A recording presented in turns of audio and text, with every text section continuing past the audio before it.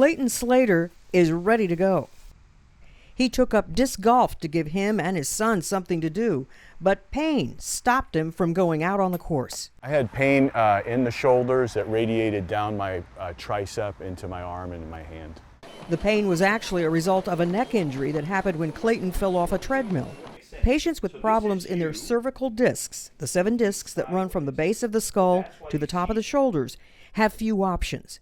Most are treated with anti-inflammatories and physical therapy, then offered disc fusion. The problem is that it creates a domino effect. So someone gets their neck fused for 1 or 2 levels, that then puts pressure potentially on the adjacent level. Now disc replacement is giving patients a more mobile option. This is the actual disc replacement device that myself, I implant in patients. And you can see it's less than the size of your fingertip.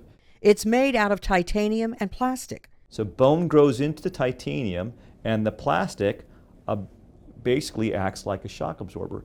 And the disc allows the spine to physically move forward and then back, side to side, and then rotations. The surgery takes only 30 minutes. Clayton went home the same day and could move his neck immediately.